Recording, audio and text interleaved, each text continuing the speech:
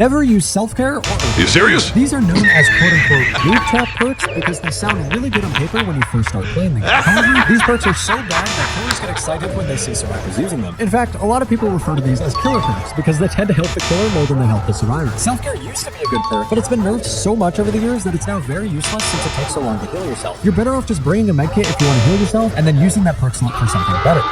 This is what Kyto is not telling you. If you are a player like me that wants to be the medic of the team, this is the true power of selfish care. This is the build.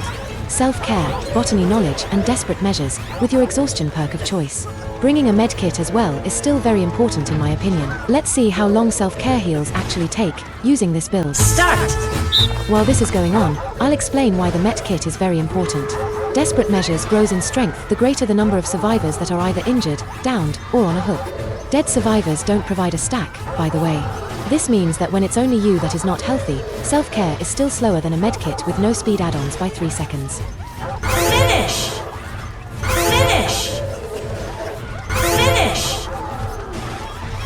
Finish! So you normally reserve your medkit or parts of, for when you only have one desperate stack.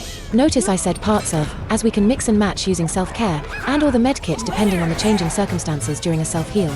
So, let's see what this build does to self-heals with a modest medkit with 1 brown and 1 green add-on. Start! A combination of either bandages and medical scissors, or butterfly tape and self-adherent tape, gives 8 more charges and a 10% increase to healing speed to your medkit.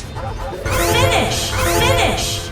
Finish! Finish! As you can see, using your medkit for a full self-heal is disgustingly quick with charges to spare. This is why you mix and match with self-care during the trial.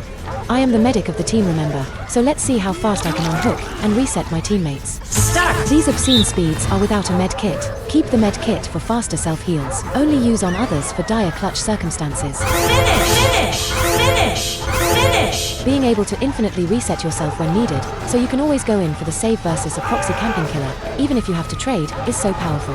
Yes, you should let your teammates heal you if they are nearby, and not on a gen.